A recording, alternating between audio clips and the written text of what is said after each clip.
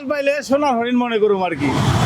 প্রতিমন্ত্রীর বদলে হবে না, আপনি স্পটে চলে যান। আসলে আমাদের তেলের কোনো অভাব নাই, শুধু তাই না, আগামী 9 তারিখে আরও 2টা ভেসেল আসছে।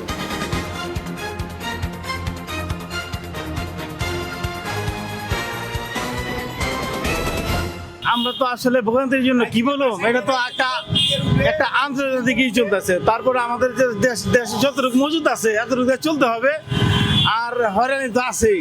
গুডাউন ওইখানে গিয়ে খবর নেন যে তেলের পরিমাণ কি। আমাদের কিন্তু জ্বালানি প্রতিমন্ত্রী বলছেন ওইখানে হ্যাঁ, প্রতিমন্ত্রী আপনি প্রতিমন্ত্রীর বদলে হবে না, আপনি স্পটে চলে যান। যমুনার ওই যে আপনার ওই যে ফতুল্লা পাম্পে চলে যান, ওইখানে গিয়ে দেখেন তেল আছে কিনা। এই যে লাইন ধরে এই ছবি উঠে এলাম নাই। 40 মিটার মতো, 1.5 কিলোমিটার দূর পর্যন্ত লাইন। আপনার হঠাৎ করে তেল মজুদের যে কারণটা দেখা যাচ্ছে যে সবার ভিতরে চাহিদা বৃদ্ধি পায়, কারণ কি? চাহিদা বৃদ্ধিটা তো আপনার তেলের তেমনিতে সংকট, তার মধ্যে যে যার মতো যতটুকু পারছে নিয়ে যাচ্ছে। মধ্যপ্রাচ্যে ইরান ও ইসরায়েলের মধ্যে চলমান উত্তেজনার প্রভাব পড়তে শুরু করেছে বিশ্ব জ্বালানি বাজারে। আন্তর্জাতিক বাজারে তেলের দাম বাড়ায় এর প্রভাব পড়তে শুরু করেছে বাংলাদেশেও। সরবরাহের চাপ সামাল দিতে দেশের বিভিন্ন স্থানে জ্বালানি তেল বিক্রিতে সাময়িক সীমাবদ্ধতা আরোপ করা হয়েছে।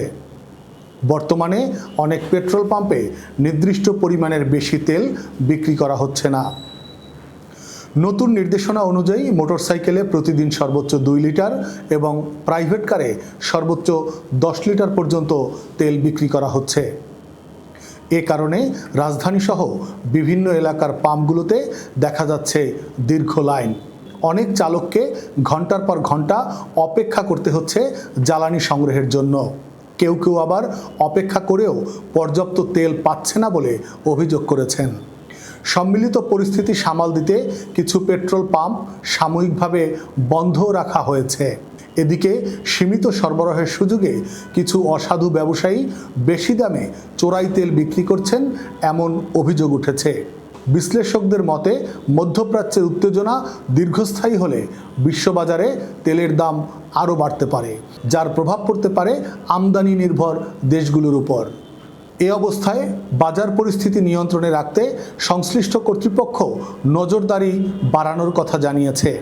একই সঙ্গে অপ্রয়োজনীয় জ্বালানি ব্যবহার কমানোর আহ্বান জানানো হয়েছে। সাধারণ মানুষের প্রত্যাশা দ্রুত আন্তর্জাতিক পরিস্থিতি স্বাভাবিক হবে এবং দেশের জ্বালানি সরবরাহ আবারও স্থিতিশীল হবে।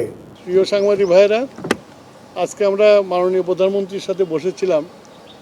আর পৃথিবীতে যে আজকে সমস্যাটা সৃষ্টি হয়েছে মধ্যপ্রাচ্যের যুদ্ধের জন্য এবং স্বাভাবিকভাবে জ্বালানি উদ্বিগ্নতা মানুষের মধ্যে বেড়েছে, আমরা ওনাকে ব্রিফ করলাম।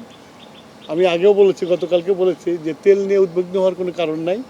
আমরা রেশনিংটা করেছি এই জন্যই যে একটা অনিশ্চয়তা আছে, এই যুদ্ধটা কতদিন চলবে, সেই জন্য আমরা একটা রেশনিং করেছিলাম। কিন্তু মানুষ এই রেশনিংটাকে ভয় পেয়ে স্টক করা শুরু করেছে। আসলে আমাদের তেলের কোনো অভাব নাই, শুধু তাই না, আগামী 9 তারিখে আরও 2টা ভেসেল আসছে। সুতরাং তেলের কোনো সমস্যা নাই। আমি সবার কাছে অনুরোধ করব, বিশেষ করে মিডিয়ার কাছে অনুরোধ করব, জনগণকে এই মেসেজটা দেওয়া যে এই তাড়াহুড়া করে কোনো কিনে দরকার নাই, আমাদের কাছে মজুদ আছে, আমরা পেট্রোল পাম্পে তেল দিচ্ছি এবং চলবে। এটার জন্য লাইন দিয়ে সারা রাত জাগার কোনো প্রয়োজন নাই। মানুষ তেল গেলে তেল পাবে। একদিকে লাইন দিচ্ছে, আবার অনেক জায়গায় পাম্প, আজকেও কয়েকটা পাম্পে তেল পাওয়া যায় না। তো এটা পাম্প ম্যানেজমেন্ট পাম্প ম্যানেজমেন্টে আমরা তো নির্দিষ্ট পরিমাণে তেল দিচ্ছি। এখন কোনো পাম্প যদি জলদি বিক্রি করে ফেলে তারপরে তো পাবে না, তারপর পরের দিনের জন্য ওয়েট করতে হবে। সেটার জন্য আমরা মনিটর করছি, আমরা দেখব যাতে এরকম কম হয়, সেটা দেখবো আমরা। সেটা মানুষের মনের মধ্যে ঢুকতে পারবো না আমরা। আমাদের কন্ট্রোলিং যা আছে, আমরা কালকে থেকে আমরা মোবাইল কোড নামিয়ে দেবো, সব রকমের ব্যবস্থা আমরা নিয়েছি।